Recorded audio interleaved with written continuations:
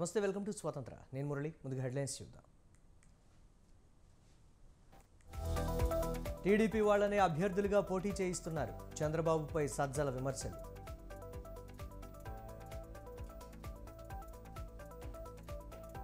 జగన్ వల్ల అమరావతి, పోలవరం పోయిందన్న బాబు. పాలనలో తాను కూడా బాధితుండేనన్న టీడీపీ అధినేత.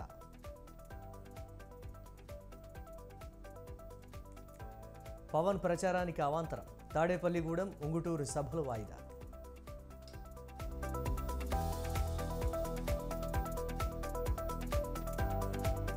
బీజేపీ బీఆర్ఎస్ కుమ్మక్కు రాజకీయాలు.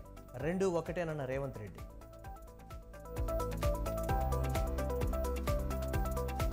రుణమాఫీ చేయకపోతే రాజీనామా చేస్తావా? సీఎం రేవంత్ రెడ్డిపై హరీష్ రావు సవాల్. రాజ్యాంగాన్ని మార్చేందుకే 400 సీట్ల ప్రచారం. మోదీపై ఖర్గే విమర్శలు.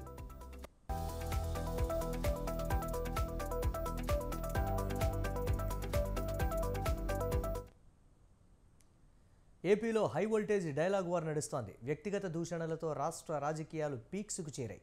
ఎన్నికల రణరంగంలో విపక్ష కూటమి, అధికార పార్టీ మధ్య అంతకు మించి అన్నట్లు సాగుతున్న మాటల దాడితో పొలిటికల్ హీట్ సెగలు కక్కుతోంది.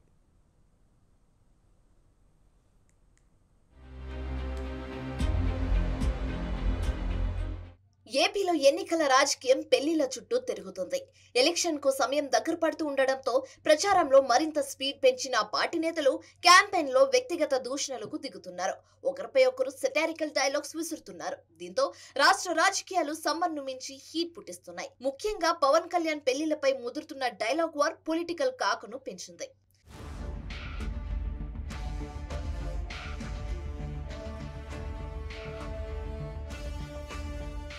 బస్సు యాత్రలో ఎన్నికల ప్రచారంలో దూసుకుపోతున్న సీఎం జగన్ విపక్ష కూటమి నేతలపై విరుచుకుపడుతున్నారు. అయితే ఈ క్రమంలోనే కాకినాడ సభలో పవన్ కళ్యాణ్ టార్గెట్ గా వ్యక్తిగత దూషణలకు దిగారు జగన్. ప్యాకేజ్ స్టార్ కు పెళ్లిలే కాదు, నియోజకవర్గాలు కూడా నాలుగయ్యాయని వ్యంగ్యస్త్రాలు సంధించారు. చంద్రబాబు రాజకీయాలు చేస్తా ఉంటే కులాన్ని హోల్సేల్ గా బాబుకి అమ్మేయగలననే భ్రమతో ప్యాకేజీ స్టార్ రాజకీయం చేస్తా ఉన్నాడు. ఇంతకు ముందు ఈ ప్యాకేజీ స్టార్ కు పాలకొల్లు, భీమవరం, గాజువాక 3 అయ్యాయి. ఇప్పుడు పిఠాపురం నా ప్రాంతమైన ప్రేమ ఉండదు. ఈ మ్యారేజీ స్టార్ కు ఏ భార్య అయినా ప్రేమ ఉండదు. పెళ్లిళ్లే కాదు, ఇప్పుడు నియోజకవర్గాలు కూడా 4 అయ్యాయి. చంద్రబాబు తన చంకలో ఉన్న పిల్లిని ఇప్పుడు పిఠాపురంలో వదిలాడు అని గాజు గ్లాస్ పార్టీ పరిస్థితి. జగన్ చేసిన ఈ వ్యాఖ్యలకు ధీటుగా సమాధానమిచ్చారు జనసేనాని. పరదాల మహారాణి అంటూ సెటైర్లు వేశారు పవన్. లేని 4వ పెళ్లం గురించి మాట్లాడితే జనమది నువ్వేనని అనుకుంటారని జగన్ పై సెటారికల్ కమెంట్స్ చేశారు. జగన్ యువత కూడా చెప్తా ఉన్నా, జగన్ మహారాణికి చెప్పండి. నేను చాలా మంది అంటా ఉన్నాను. నిన్న మాట్లాడుతూ ఉంటే సార్ మీ 4వ పెళ్ళాన్ని కాకినాడలో అవమానం జరిగింది సార్, మీ 4వ పెళ్ళాన్ని. కానీ నాకు అర్థం కాల. నేను ఎప్పుడు అన్ని మర్చిపోయా. ఏంటినంటే చెప్తాను నేను. సో జగన్, నువ్వు నా వ్యక్తిగత జీవితం గురించి అన్నప్పుడల్లా నేను చాలా నియంత్రణతో ఉంటాను జగన్, గుర్తుపెట్టుకో. అలాగే వైసీపీ లీడర్లు కూడా చెప్తా ఉన్నా, నేను చాలా తెగించి మొండి మనిషిని.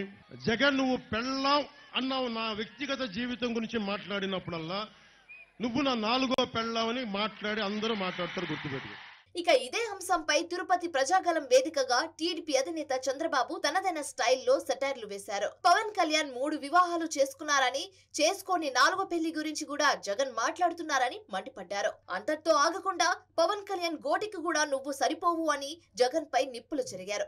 పవన్ కళ్యాణ్ సినిమాలు చేస్తే డబ్బులు వస్తాయి, రాజకీయాలు లేకపోతే జగన్ నయ పైసాకు పనికిరాడని, ఏ పని చేసే సత్తా లేదని, అలాంటి నువ్వు పవన్ కళ్యాణ్ పెళ్లిల గురించి మాట్లాడతావా అని నిలదీశారు. ఇక టీడీపీ అధినేత చేసిన ఈ వ్యాఖ్యలపై అటు వైసీపీ నేతలు కౌంటర్ అటాక్ చేస్తున్నారు. దీంతో ఏపీలో అంతకు మించి అన్నట్టుగా హై వోల్టేజ్ డైలాగ్ వార్ నడుస్తుంది.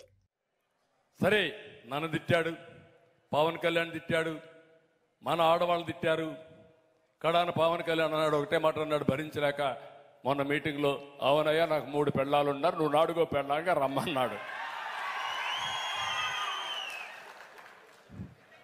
దాంతో వీళ్ళు పీక్కుంటున్నారు. ఏం చేయాలో అర్థం కాకుండా కనీస సాంప్రదాయాల రాజకీయాల్లో విలువలు లేవని అడుగుతున్నా.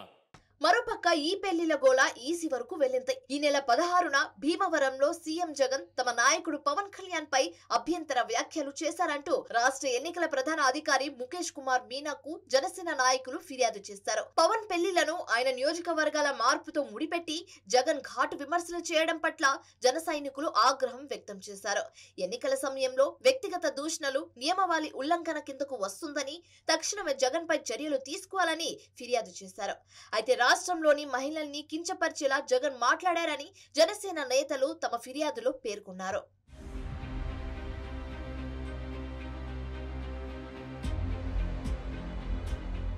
ఇక ఇప్పటికే వ్యక్తిగత దూషణలతో రాజకీయాలను భ్రష్ట పట్టిస్తున్నారంటూ ఎందరో పొలిటికల్ ఎనలిస్టులు చెప్తున్నప్పటికీ నేతల తీరు మాత్రం మారడం లేదు. ఇలాంటి రాజకీయాల్లో మార్పు రావాలని అటు జనం కూడా కోరుకుంటున్నా లీడర్లు మాత్రం రెచ్చిపోయి మరి నోటికి ఏదొస్తే అది మాట్లాడిస్తున్నారు. దీంతో ఎన్నికల వేళ ఈసీ చర్యలు తీసుకోవాలన్న డిమాండ్ చేస్తున్నాయి రాజకీయ వర్గాలు.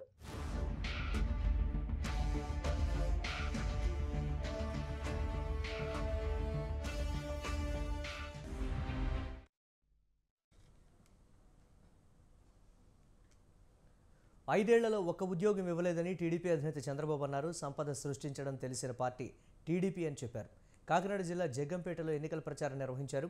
అధికారంలోకి వచ్చాక తొలి సంతకం డిఎస్సీ పైనే పెడతానని చంద్రబాబు హామీ ఇచ్చారు. జగన్ ఓ దొంగ దోపిడీదారుడు అంటూ మండిపడ్డారు. రాష్ట్రాన్ని కాపాడుకోవాలంటే కూటమి అధికారంలోకి రావాలని, ఏపీ అన్ని రంగాల్లో నెంబర్ 1గా చేస్తానని అన్నారు. సూపర్ 6 పథకాలు అమలు చేస్తామని చంద్రబాబు చెప్పారు. పవన్ కళ్యాణ్ గారి సోదరుడు, ఒకప్పుడు ప్రజారాజ్యం పార్టీ పెట్టిన వ్యక్తి, సమాజంలో ఆయన గౌరవం ఉందా లేదా అని మిమ్మల్ని అడుగుతున్నా. ఆయన అయితే గవర్నమెంట్ ఆఫ్ ఇండియా పిలిచి ఆయనకు పద్మవిభూషణ్ అవార్డు ఇచ్చారు. వీళ్ళందరినీ, సినిమా వాళ్ళందరినీ పిలిపించి ఒకప్పుడు నేను ఎంత గౌరవించానో చూసారా తమ్ముళ్ళు అని అడుగుతున్నా. ఆయన పొగిడితే మనం అందరం సరెండర్ అయిపోతే మనం గొప్ప నాయకులం. కడాన సజ్జల లాంటి బ్రోకర్, పనికిరాని వ్యక్తి, ఎప్పుడూ ఎమ్మెల్యే కాని వ్యక్తి, సాక్షి ఆఫీసులో గుమస్తాగా పనిచేసిన వ్యక్తి చిరంజీవిని గురించి విమర్శించే పరిస్థితికి వచ్చాడంటే ఏం తమ్ముళ్ళు మీకు రోషం రాదా అని అడుగుతున్నా. అందుకనే మీకు ఒక్కసారి గుర్తుపెట్టుకోవాలి, వీళ్ళకు బలుపు ఎక్కువైంది. బలుపు తగ్గించే శాస్త్రం చంద్రబాబు తన వారిని ఇతర పార్టీల్లోకి పంపిస్తున్నారని వైసీపీ నేత సజ్జల అన్నారు. టీడీపీ వాళ్ళనే కూటమిలోని జనసేన, బీజేపీ పార్టీలకు పంపించి చంద్రబాబు టికెట్లు ఇప్పించుకుంటున్నారని చెప్పారు. పార్టీ టికెట్లు ఇచ్చినట్లే ఇచ్చి తమ వారిని అభ్యర్థులుగా ప్రకటిస్తే ఏం లాభమని ప్రశ్నించారు. పవన్కు కనీసం 2 ఏళ్లైనా సీఎం పదవి ఇవ్వాలన్నదే జన సైనికుల కోరిక అని సజ్జల అన్నారు. జనసేనలో టికెట్లు ఇచ్చిన వాళ్లలో 10 నుంచి 12 మంది ఇతర పార్టీల నుంచి వచ్చిన వాళ్లే ఉన్నారని చెప్పారు. పిఠాపురంలో సైతం పవన్ను తప్పించి వర్మను దించుతారేమోనని అనుమానం వ్యక్తం చేశారు. ఎన్నికలను చంద్రబాబు అపహాస్యం చేస్తున్నారని సజ్జల మండిపడ్డారు. తన వాళ్ళని తీసుకెళ్లి ఆ పేర్ల మీద ఆ పార్టీల్లో టికెట్లు ఇచ్చి, టీడీపీ వాళ్ళకి అక్కడ కండువాలు ఇచ్చి వాళ్లకు ఆ పార్టీ టికెట్లు ఇప్పించి పోటీలో దించుతున్నారు. అనపర్తిలో ఇన్ని రోజులు జనసేనకు ఇచ్చిన సీట్లలో తెలుగుదేశం వాళ్ళని దించితే ఇప్పుడు తాజాగా అయితే బీజేపీ కూడా ఆ పార్టీకి ఏం కర్మ పట్టిందో అనపర్తిలో బీజేపీ అభ్యర్థి ఇప్పుడు బీజేపీ కండువా వేసి ఆ అభ్యర్థిగా చేస్తారని అంటున్నారు. ఆఖరణ అయితే నాకు గుర్తుండి అవనిగడ్డ, పాలకొండ అయితే ఇట్లా కండువా వేసి అట్లా బీజేపీ కూడా ఆల్రెడీ ఎక్స్పీరియన్స్ అయినట్టుంది. అవనిగడ్డ, పాలకొండ జనసేన కండువా వేసి లాస్ట్ మినిట్లో టికెట్లు ఇచ్చి భీమవరం ఒకరోజు ముందు చేర్చి జనసేన టీడీపీ నుంచి ఇవ్వడం జరిగింది. మా దగ్గర నుంచి డిఫెక్ట్ అయిన వరప్రసాద్ ముందు ఒకరోజు జనసేనలో ఉన్నట్టున్నాడు. ఆ తర్వాత ఎప్పుడైతే బీజేపీకి తిరుపతి టికెట్ అంటే జనసేన అధినేత పవన్ కళ్యాణ్కు 4వ పెళ్లం ఉందంటూ సంచలన వ్యాఖ్యలు చేశారు సినీ నటుడు, వైసీపీ నేత పోసాని కృష్ణమురళి. పవన్ లాంటి వ్యక్తుల వల్ల కాపులు ఆత్మగౌరవం కోల్పోతున్నారని మండిపడ్డారు. పవన్ దిగజారి మాట్లాడుతున్నారని ఫైర్ అయ్యారు. రాష్ట్రంలోని ఆడపడుచులను అవమానిస్తున్నారని అన్నారు. పవన్ కళ్యాణ్ ఒక మెంటల్ కేసు అని ఫైర్ అయ్యారు. కాపుల్లో ఎవరూ సీఎంగా పనికిరారని చంద్రబాబు దగ్గర కాపులను పవన్ తాకట్టు పెట్టాడని ఆరోపించారు. గతంలో చిరంజీవి పెట్టిన ప్రజారాజ్యం పార్టీ కోసం కాపు నేతలు తమ ఆస్తులు అమ్ముకున్నారని చెప్పారు. నీకు 4వ పెళ్ళం ఉంది, 5 వెయిటింగ్ లిస్టు తెలీదా నీకు? నీగా వర్గాలు చెప్తుంటారు కదా, నాకు నీగా వర్గాలు సినిమా ఇండస్ట్రీలో చెప్పారు. పంజాబ్ అమ్మాయి నీకు తెలుసు కదా, లవ్ అన్నావు, క్లోజ్ అయ్యావు, వాడుకున్నావు, వదిలేశావు, స్టమక్ చేశావు, వదిలేశావు. ఏమంటారు దీన్ని? పెళ్ళాం అంటారా లేదా గొళ్ళెం అంటారా? నువ్వు చెప్పాలి కదా. ఈ మహా తల్లులు పింఛనిస్తూ అమ్మలకి అవ్వలకి సేవ చేస్తూ దేవతల్లా పనిచేస్తున్నారే, వాళ్ళను వ్యభిచారం చేస్తున్నారు, ట్రాఫికింగ్ ఉంది అని ఎందుకు వెధవ పలుకులు పలికావు? అది పర్సనల్ కదా. ఓను పెళ్ళాం అంటేనే ఈ లెవెల్లో సీఎం లెవెల్లోకి వెళ్ళాము డ్రామా ఆడి. మరి ఎంతమంది ఆడపడుచుల్ని ఆంధ్రప్రదేశ్ లో ఎంత చీప్ గా మాట్లాడావు. అది చీపా? పలానా పోసారి పెళ్ళాం అంటే చీపా? ఆడ ప్యాకేజీ పుచ్చుకున్నావు. ఎంత వీలైతే ఈ నెలలో అంత బాగా తిట్టేసాయి అని చంద్రబాబు గారి ఒక అర్జీ. ఎప్పుడు ఒంటిగాల మీద వెళ్ళిపోతున్నావు. నీకు 3 పెళ్ళాలు ఉన్నాయా? ఎన్నికలైన తర్వాత జగన్మోహన్ రెడ్డి విశాఖలో ప్రమాణ స్వీకారం చేస్తారని మంత్రి బొత్స సత్యనారాయణ అన్నారు. విశాఖను పరిపాలనా రాజధానిగా మార్చబోతున్నట్లు చెప్పారు. విశాఖను ప్రపంచ దేశాల్లోనే అగ్రగామిగా నిలుపుతామని చెప్పారు. ఎన్డీఏ కూటమికి విశాఖలో ఎలాంటి బలం లేదన్నారు. విశాఖ వైసీపీ ఎంపీ అభ్యర్థిగా బొత్స ఝాన్సీ నామినేషన్ దాఖలు చేశారు. బహిరంగ సభలు మనం చూసాం. లక్షలాదిగా జనం సాక్షాత్తు మా నాయకుడు జగన్మోహన్ రెడ్డి చెప్పారు, ఓ పక్క సముద్రం, ఓ పక్క జన సముద్రం. అదే రీతిగా నిన్న విశాఖపట్నంలో ఆయన వచ్చి 4 నియోజకవర్గాలను చుట్టుముట్టారు. పత్రికా అభివృద్ధి చేసుకుంటూ స్వచ్ఛందంగా ఎక్కడికక్కడే పరిగెట్టు తరలి వచ్చి ఏదో ఇవాళ పత్రికల్లో చూశాను, ఏదో తీసుకొచ్చారు ఇంట్లో ఉన్న వాళ్ళని, బిల్డింగ్లో ఉన్న వాళ్ళని, లేకపోతే ఇంట్లో పరిగెపెడితే వస్తున్న వాళ్ళని మోసుకొచ్చారా? కాదు కదా. వాళ్ళు అబాధం చేయమని కాదు కదా. వాళ్ళు వచ్చి రెస్పాన్స్ ఇస్తుంటే వాళ్ళు ప్రతి రెస్పాన్స్ ఇవ్వడం వచ్చి అది మ్యానిపులేషన్ కాదు కదా. కాబట్టి ఇవాళ వాస్తవ విషయాలు చూసుకుంటే ఇవాళ జగన్మోహన్ రెడ్డి గారికి ఏదైతే పాదయాత్ర చేసినప్పుడు ఆయనకి మద్దతు వచ్చిందో, ఆ తర్వాత 19 ఎన్నికల్లో ఏ విధంగా అయితే ప్రజా విలువైన వచ్చి ఆశీర్వదించిందో అంతకంటే రేపు మిన్నగా ఖమ్మం, మహబూబాబాద్ పార్లమెంటు నియోజకవర్గాల ఎన్నికల్లో బీఆర్ఎస్ పార్టీ క్లిష్ట పరిస్థితి ఎదుర్కొంటోందా? ఈసారి ఎన్నికలు బీఆర్ఎస్కు నామనాగేశ్వరరావు ప్రతిష్టకు సవాల్గా నిలిచాయి. అసెంబ్లీ ఎన్నికల్లో గులాబీదళం ఓటమి పాలైన తర్వాత చిన్న పెద్ద నాయకులు హస్తంగూటికి చేరుతున్నారు. ఉమ్మడి ఖమ్మం జిల్లాలో బీఆర్ఎస్ తరపున గెలిచిన భద్రాచలం ఎమ్మెల్యే తెల్లం వెంకట్రావు కూడా కాంగ్రెస్ వైపు వెళ్ళిపోవడంతో పార్టీ శ్రేణులు నిరాశ నిస్పృహలకు లోనవుతున్నారు. ఖమ్మం, మహబూబాబాద్ ఎంపీ స్థానాల్లో గులాబీదళానికి అగ్నిపరీక్షే.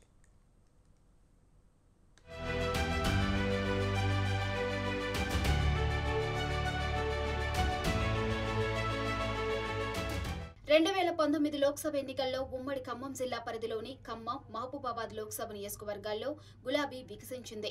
2018 అసెంబ్లీ ఎన్నికల్లో దెబ్బతిన్న 2019 లోక్సభ ఎన్నికల్లో ఖమ్మం నుంచి నామా నాగేశ్వరరావు, మహబూబాబాద్ నుంచి మాలోద్ కవిత విజయం సాధించారు. అయితే 2023 అసెంబ్లీ ఎన్నికల్లో ఉమ్మడి ఖమ్మం జిల్లాలో 9 అసెంబ్లీ స్థానాల్లో బీఆర్ఎస్ పరాజయం పాలైంది. కాంగ్రెస్ కూటమి విజయం సాధించింది. ఉమ్మడి ఖమ్మం జిల్లాలో గెలిచిన ఒక్క బీఆర్ఎస్ భద్రాచలం ఎమ్మెల్యే తెల్లం వెంకట్రావు కూడా హస్తంగూటికి చేరారు. ఫలితంగా లోక్సభ ఎన్నికల్లో మాజీ ఎమ్మెల్యేలతో బీఆర్ఎస్ నేతలు ఎన్నికల్లో విజయం కోసం చెమటోర్చవలసి వస్తుంది. ఈ ఎంపీ ఎన్నికల్లో నెగ్గి పార్టీ ప్రతిష్టతను కాపాడుకోవాలని అటు అభ్యర్థులు, ఇటు కేడర్ ఉన్నంతలో ప్రచారాన్ని కొనసాగిస్తున్నారు.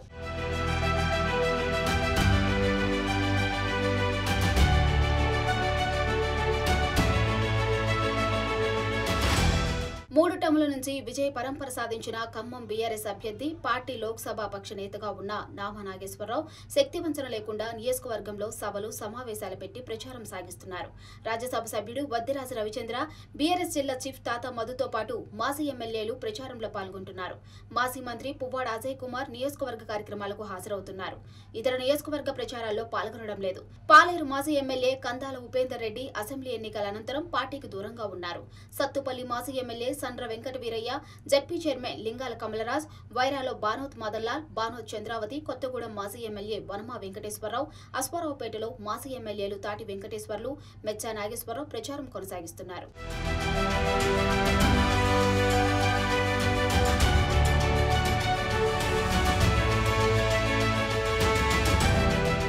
మహబూబాబాద్ పార్లమెంటు నియోజకవర్గంలో గత అసెంబ్లీ ఎన్నికల్లో ఇల్లెందు, పినుపాకలో కాంగ్రెస్ గెలవగా భద్రాచలంలో బీఆర్ఎస్ నుంచి తెల్లం వెంకట్రావు గెలిచారు.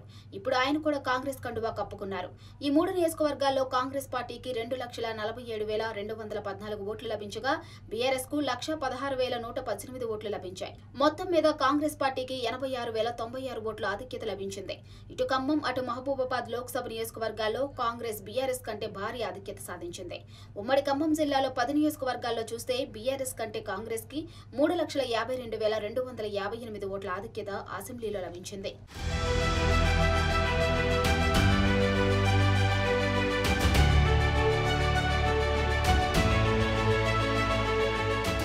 ఇటు ఖమ్మంలో నామా గెలుపు కోసం, ఇటు భద్రాద్రి కొత్తగూడెంలో బీఆర్ఎస్ అభ్యర్థి మాలోతు కవిత కోసం పార్టీ శ్రేణులు శ్రమిస్తున్నారు. బీఆర్ఎస్ భద్రాద్రి జిల్లా అధ్యక్షుడు రేగా కాంతారావు, మాజీ ఎమ్మెల్యే బానోత్ హరిప్రియ తదితరులు ప్రచారం సాగిస్తున్నారు. ప్రస్తుతం లోక్సభ ఎన్నికలు బీఆర్ఎస్ కేడర్కు జీవన్మరణ సమస్యగా మారాయి. ఈ ఎన్నికల్లో సత్తా చాటితేనే పార్టీకి మనుగడ. మహబూబాబాద్ లోక్సభ స్థానంలో కాంగ్రెస్ అభ్యర్థిగా కేంద్ర మాజీ మంత్రి బలరాం నాయక్, బీఆర్ఎస్ అభ్యర్థిగా మాలోతు కవిత, బీజేపీ అభ్యర్థిగా మాజీ ఎంపీ సీతారాం నాయక్ ప్రచారం కొనసాగిస్తున్నారు. ఖమ్మం లోక్సభ నియోజకవర్గంలో కాంగ్రెస్ అభ్యర్థి ఇంకా తేలాల్సి ఉండగా బీఆర్ఎస్ నుంచి నామా నాగేశ్వరరావు, బీజేపీ నుండి తాండ్ర వినోదరావు ప్రచారంలో దూసుకుపోతున్నారు. ఖమ్మంలో బీఆర్ఎస్ 2019 లోక్సభ ఎన్నికల్లో తొలిసారి జెండా ఎగరవేయగా, మహబూబాబాద్లో 2014లో సీతారాం నాయక్, 2019లో మాలోతు కవిత విజయం సాధించారు.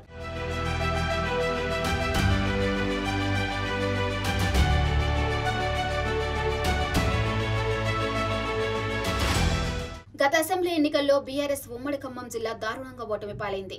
తుమ్మల నాగేశ్వరరావు, పొంగులేటి శ్రీనివాసరెడ్డి గులాబీ పార్టీకి గుడ్ బై చెప్పి కాంగ్రెస్ లో చేరడంతో బీఆర్ఎస్ కేడర్ తో పాటు టీడీపీ సానుభూతి ఓట్ బ్యాంక్ కాంగ్రెస్ ఖాతాలో చేరింది. ఖమ్మం లోక్సభ నియోజకవర్గం పరిధిలో కాంగ్రెస్, సిపిఐ కూటమి 7 అసెంబ్లీ నియోజకవర్గాల్లో ఘన విజయం సాధించింది. ఖమ్మం లోక్సభ నియోజకవర్గంలో పాలేరు, ఖమ్మం, మదిర, వైరా, సత్తుపల్లి, అశ్వారావుపేట, కొత్తగూడెం నియోజకవర్గాలు ఉండగా కొత్తగూడెంలో కాంగ్రెస్ మద్దతుతో సిపిఐ విజయం సాధించింది. మిగిలిన 6 నియోజకవర్గాలు కాంగ్రెస్ అభ్యర్థులే విజయం సాధించారు. ఉమ్మడి ఖమ్మం జిల్లా వ్యాప్తంగా బీఆర్ఎస్ కు ఒక్క ఎమ్మెల్యే కూడా లేరు. 9 చోట్ల కాంగ్రెస్ ఎమ్మెల్యేలే ప్రాతినిధ్యం వహిస్తూ ఉండటం, అసెంబ్లీ ఎన్నికల్లో కాంగ్రెస్ కు భారీ మెజారిటీ సాధించినందువల్ల కాంగ్రెస్ విజయంపై ధీమాతో ఉంది. ఫలితంగా బీఆర్ఎస్ కు ప్రస్తుత లోక్సభ ఎన్నికలు అగ్ని పరీక్షగా మారాయి.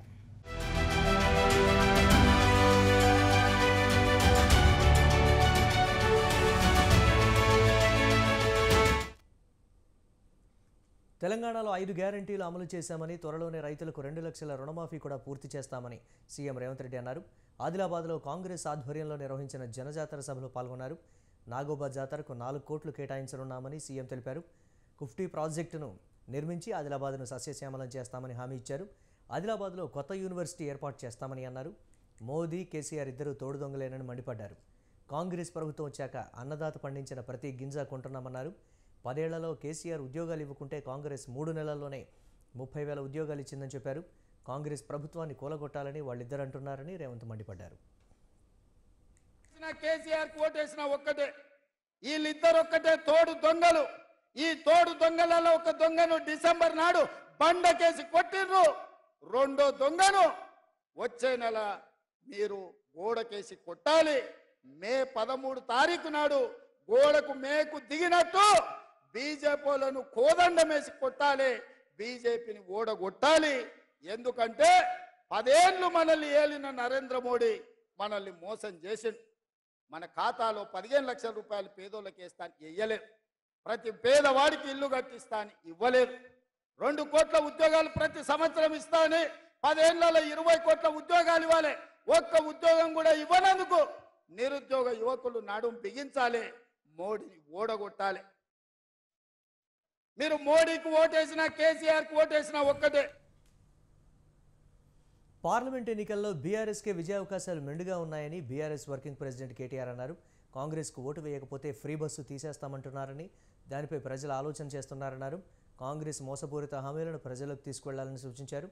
రాజన్న సిరిసిల్ల జిల్లా కేంద్రంలోని తెలంగాణ భవన్లో సిరిసిల్ల పట్టణ క్లస్టర్ స్థాయి సమావేశం జరిగింది. సమావేశంలో కేటీఆర్ పాల్గొని పార్లమెంట్ ఎన్నికలపై పార్టీ శ్రేణులకు దిశానిర్దేశం చేశారు. 5 ఏళ్లు ఎంపీగా ఉన్న బండి సంజయ్ కరీంనగర్కు చేసిందేమీ లేదన్నారు. రూపాయి పని చేయని బండి సంజయ్కు ఓట్లు అడిగే అర్హత లేదన్నారు. మోదీ 10 ఏళ్ల పాలనలో నిత్యావసర వస్తువుల ధరలు ఆకాశాన్ని అంటాయన్నారు.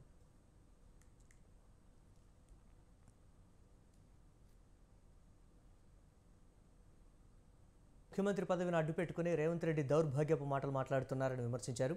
బీఆర్ఎస్ నేత పొన్నాల లక్ష్మయ్య ఎన్నికల్లో లబ్ధి పొందడమే లక్ష్యంగా రేవంత్ అబద్ధాలు ప్రచారం చేస్తున్నారని మండిపడ్డారు. కేసీఆర్ చేసిన వ్యాఖ్యలను వక్రీకరించి పబ్బం గడుపుకునేందుకు ప్రయత్నిస్తున్నారని ధ్వజమెత్తారు. బీజేపీతోనే కాంగ్రెస్ ప్రభుత్వానికి ముప్పు అని కేసీఆర్ అన్నారని గుర్తు చేశారు. రేవంత్ రెడ్డికి పాలనా అనుభవం శూన్యం అంటూ మండిపడ్డారు ఆయన. తెలంగాణ కావాలని నినాదంతో ముందుకొచ్చే వాళ్ళ మీద తుపాకీ ఎక్కుపెట్టి మాట్లాడిన ముందుకొచ్చిన ఒక వ్యక్తి అర్హత ఉందా నీకు ఓట్లు అడిగేది? అందుకే బీఆర్ఎస్ పార్టీ నాయకుడు కేసీఆర్ గారు ఓట్లు అడిగే అర్హత ఉంది, నీకు లేదు, ఉట్టి మాటలు కట్టిపెట్టేసైన మాట నేను చెప్తాను. ఎక్కడయ్యా మీరు ఏం చేశారు? ఇది చూడండి, చాలా చాలా మాట్లాడు. 6 గ్యారెంటీలు 13 5 100 రోజుల్లో చేస్తానన్నారు. ఇప్పటికి అది ఏది అవ్వట్లేదు. అదే కాకుండా ఇప్పుడు కొత్తగా పాట 2 లక్షల రూపాయల లోను ఆగస్టు 15. ఓహో, ఆగస్టు 15 అంటే నీ మాటకు విలువ లేదని తెలిసిపోయింది కదా. రైతు బందే డిసెంబర్ 9 నాడు, 2 లక్షల రూపాయల రుణమాఫీ డిసెంబర్ 9 నాడు ఈ రకంగా చెప్పావా లేదా? అదేవిధంగా వీళ్ళకి కాంగ్రెస్ బీసీ వ్యతిరేక పార్టీ అని మాజీ ఎమ్మెల్యే ఎన్వీఎస్ఎస్ ప్రభాకర్ అన్నారు. తెలంగాణలో కాంగ్రెస్ మొదటి నుంచి బీసీలకు చేసింది శూన్యమని మండిపడ్డారు. బీసీ వ్యతిరేక విధానాల వల్ల పొన్నాల లక్ష్మయ్య కన్నీళ్లతో కాంగ్రెస్ను వీడారని అన్నారు. సీఎం రేవంత్ రెడ్డి ఎన్నికల కోడ్ను ఉల్లంఘిస్తున్నారని ఆరోపించారు. భద్రాద్రి యాదాద్రి సాక్షిగా రుణమాఫీ చేస్తానని చెబుతున్నారని అన్నారు. రైతులను మభ్యపెట్టడం అంటే ఎన్నికల కోడ్ను ఉల్లంఘించడమేనని తెలిపారు. ఓటు బ్యాంకు రాజకీయాల కోసమే బీసీలను వాడుకుంటోందని మండిపడ్డారు. కాంగ్రెస్ పార్టీ అని చెప్పని నేను పేర్కొంటా ఉన్నాను. గతంలో అనేక రకాల కమిషన్లు వేశారు. ఏసీ రూమ్లలో కూర్చొని బీసీల కోసమని కమిషన్లు వేసి నివేదికలు వచ్చిన తర్వాత వాళ్ళని రాజకీయంగా సామాజికంగా ఒమిషన్ చేసేటువంటి విధంగా వ్యవహరించారు. అనంతరాం కమిషన్ కావచ్చు, మురళీధర్ రావు కమిషన్ కావచ్చు, పుట్టుస్వామి కమిషన్ కావచ్చు. ఈ 3 కమిషన్లు కాంగ్రెస్ పార్టీ యొక్క ముఖ్యమంత్రులే బీసీల యొక్క అభివృద్ధి కొరకు వేశామని చెప్పని పేర్కొన్నారు. నివేదికలు ఇచ్చారు. కానీ ఆ నివేదికల యొక్క ఆధారంగా ఒక కార్యాచరణ రూపొందించేటువంటి అంశానికి వచ్చేసరికి ఈ కమిషన్ల యొక్క నివేదిక రాజకీయంగా ఈ బీసీలని ఒమిషన్ చేయడం కొరకే కాంగ్రెస్ పార్టీ ప్రయత్నం చేసింది. సీఏఏపై చిదంబరం తప్పుడు ప్రచారం చేస్తున్నారని బీజేపీ రాజ్యసభ సభ్యుడు లక్ష్మణ్ అన్నారు. మోదీ మూడోసారి ప్రధాని అయితే రాజ్యాంగం మారుస్తారని ఖర్గే అంటున్నారని, బీజేపీపై గోబెల్స్ ప్రచారం చేస్తున్నారని ధ్వజమెత్తారు. ఆ వ్యాఖ్యలను ప్రజలెవరూ నమ్మే పరిస్థితిలో లేరని స్పష్టం చేశారు. రాజ్యాంగంతో పాటు సీఏఏపై కూడా ప్రజలను తప్పుదోవ పట్టించి ఓట్లు దండుకోవాలని కాంగ్రెస్ చూస్తోందని ధ్వజమెత్తారు. ఎన్నికల్లో ఓట్ల కోసం ముస్లింలను రెచ్చగొట్టి అబద్ధాలు చెప్పి ఓట్లు దండుకోవాలని కాంగ్రెస్ నేతలు చూస్తున్నారని లక్ష్మణ్ అన్నారు. మోదీ ప్రభుత్వం యొక్క అభివృద్ధి మీద, విధానాల మీద విమర్శించే అవకాశం లేకుండా పదే పదే అబద్ధాన్ని వారు వల్లిస్తూ గోబెల్స్ ప్రచారానికి శ్రీకారం చుట్టి దాన్ని నిజం చేసేదానికి కుట్రలు పన్నినా నమ్మి మోసపోవడానికి ప్రజలు సిద్ధంగా లేరు. నిన్నటికి నిన్న కాంగ్రెస్ అధ్యక్షులు మల్లికార్జున ఖర్గే గారు వారు మాట్లాడతారు, మోదీ ప్రభుత్వం మూడోసారి వస్తే రాజ్యాంగాన్ని మార్చేస్తారని. చిదంబరం గారు నిన్న మేము అధికారంలోకి వస్తే సిటిజన్ అమెండ్మెంట్ యాక్ట్ను తొలగించేస్తామని చెప్పి ఒక అపర మేధావిగా భావించేటువంటి చిదంబరం గారు, మాజీ కేంద్ర మంత్రి, సిఏను రద్దు చేస్తామని చెప్పడం చూస్తూ ఉంటే పూర్తిగా అవగాహన రాహిత్యము, చరిత్రను వక్రీకరించడము, భారతీయ జనతా పార్టీ మోదీకి పెరుగుతున్న ఆదరణను ప్రజలను తప్పుదో పట్టించడానికి సిఏ అనేది ఒక వర్గం వారికి వ్యతిరేకమైనటువంటిది అభూతమైనటువంటి కల్పన కల్పించి దేశ చరిత్రే తెలియని వ్యక్తి ప్రధాని మోదీ అంటూ ఫైర్ అయ్యారు కాంగ్రెస్ రాజ్యసభ సభ్యురాలు రేణుకా చౌదరి. మోదీ హిందువులను ద్వేషిస్తున్నారని, ఆయన వ్యాఖ్యలపై ఎలాంటి శిక్ష వేస్తారో ఎన్నికల కమిషన్ చెప్పాల్సిన అవసరం ఉందన్నారు. దేశ మహిళలను మోదీ అవమానపరిచాడని ఆరోపించారు. మోదీకి రాజ్యాంగం, దేశ చరిత్ర గురించి ఏమాత్రం తెలియదని అన్నారు. మోదీ గ్యారంటీలకు వారంటీ అయిపోయిందని ఎద్దేవా చేశారు. అనేది బాగా అర్థమవుతా ఉంది. ఓడిపోతున్నామనే భయ ఆందోళనలో మదించిన ఏనుగు గద తొక్కివేసినట్లు దేశ సంస్కృతి సాంప్రదాయాల్ని అన్నిటినీ కూడా తొక్కివేసే ఈ ప్రధానమంత్రికి నేను సవాల్ చేస్తున్నా. అసలు దేశ చరిత్రే తెలియని వ్యక్తి 70 సంవత్సరాల్లో ఏమీ జరగలేదు అని దేశ ప్రధానమంత్రి మాట్లాడగలిగిన వ్యక్తి, ఆయనకి నిజమేం తెలుస్తుంది? కాంగ్రెస్ ఏం చేసింది ఈ దేశానికి, ఏ పునాదులేసి ఆ పునాదుల పైన నువ్వు నిలబడి మాట్లాడుతున్నావు అనేది మర్చిపోయాడా? కాంగ్రెస్ మేనిఫెస్టోలో ఏముందో ఆయనకి తెలుసా? తెలిసే మాట్లాడుతున్నాడా, తెలియక తప్పు మాట్లాడుతున్నారా? దేశ చరిత్ర ఏమిటి, కాంగ్రెస్ పార్టీ వేసిన పునాదులు ఏమిటి అనేది అవగాహన ఉండింటే ఈ 2024 లోక్సభ ఎన్నికల్లో బీజేపీ తొలి బోణి కొట్టింది, ఫస్ట్ విన్ నమోదు చేసింది. సూరత్ నియోజకవర్గంలో బీజేపీ అభ్యర్థి ముఖేష్ దళాల్ ఏకగ్రీవంగా లోక్సభకు ఎన్నికయ్యారు. కాంగ్రెస్ అభ్యర్థి నీలేష్ కుంభాని నామినేషన్ తిరస్కరణకు గురికాగా పోటీలో ఉన్న మిగతా 8 మంది అభ్యర్థులు తమ నామినేషన్లను ఉపసంహరించుకున్నారు. దీంతో ముఖేష్ దళాల్ ఏకగ్రీవంగా ఎన్నికైనట్లు ప్రకటించారు.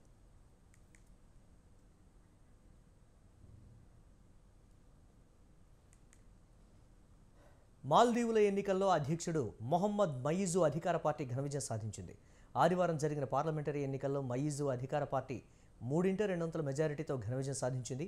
చైనా అనుకూల విధానాలు అనుసరించే మాల్దీవుల అధ్యక్షుడు మొహమ్మద్ మయీజుకు చెందిన పీపుల్స్ నేషనల్ కాంగ్రెస్ పార్లమెంట్లోని 93 స్థానాల్లో 62 సీట్లను గెలుచుకుంది. ప్రధాన ప్రతిపక్షమైన మాల్దీవ్స్ డెమోక్రటిక్ పార్టీకి కేవలం 15 సీట్లు వచ్చాయి.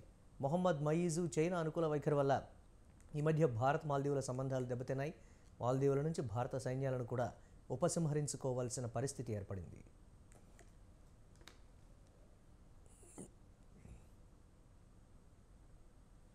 ఇవి ఇప్పటివరకున్న అప్డేట్స్. కీప్ వాచింగ్ స్వతంత్ర.